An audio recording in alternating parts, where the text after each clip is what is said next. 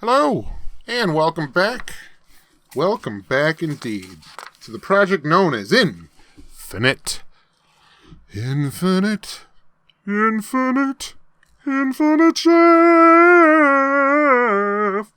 I'm Jeff. I'm reading to you the book Infinite Jest. Infinite Jest. One page at a time, one day at a time. Originally published by David Foster Wallace in 1996. Will you still need me? Will you still feed me? When I'm on page number 64 of this book.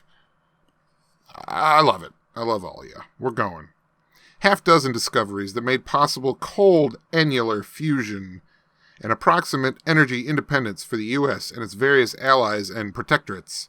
His optical acumen translated, after an early retirement from the public sector, into a patented fortune in rearview mirrors, light-sensitive eyewear, holographic birthday and Xmas greeting cartridges, videophonic tableau, homolocene cartography software, non-fluorescent public lighting systems, and film equipment. Then, in the optative retirement from hard science that building and opening a USTA accredited and pedagogically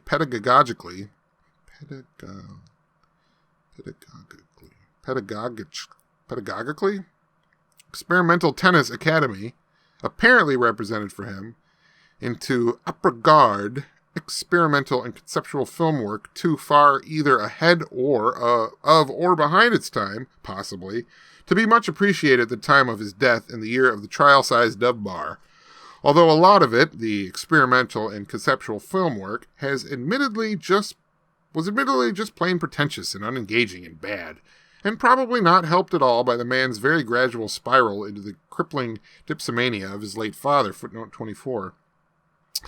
The tall, ungainly, socially challenged, and hard-drinking Dr. Incandenza's May-December, footnote 25, marriage to one of the few bona fide bombshell-type females in North American academia, the extremely tall and high-strung, but also extremely pretty and gainly and teetotally and classy Dr. Avril Mondragon, the only female academic ever to hold the MacDonald Chair in Prescriptive Usage at the Royal Victoria College of McGill University, whom Incandenza met at U-Toronto Conference on reflective versus reflexive systems, was rendered even more romantic by the bureaucratic tribulations involved in obtaining an exit and then an entrance visa, to say nothing of a green card. For even a U.S.-spoused Professor Mondragon, whose involvement, however demonstrably nonviolent, with certain members of the Quebecois separatist left while in graduate school, had placed her name on the RCMP's notorious Personne à qui on doit surveiller attentivement list.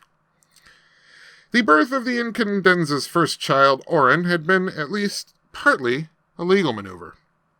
It is known that, during the last 5 years of his life, that Dr. James O. Incandenza liquidated his assets and patent licenses, ceded control over most of the Enfield Tennis Academy's operations to his wife's half-brother, a former engineer most recently employed in amateur sports administration at Throppinghamshire Provincial College in New Brunswick, Canada, and devoted his unimpaired hours almost exclusively to the production of documentaries, technically recondite art films, and mordantly obscure and obsessive dramatic cartridges, leaving behind a substantial, given the late age at which he bloomed creatively, number of completed films and cartridges, some of which have earned a small academic following for their technical feck and for a pathos that was somehow both surreally abstract and CNS-rendingly melodramatic at the same time. Ooh.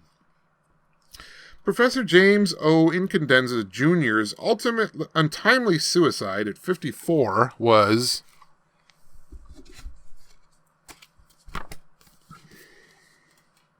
something, folks.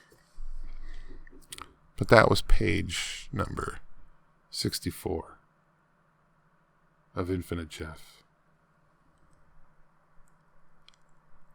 I just want to say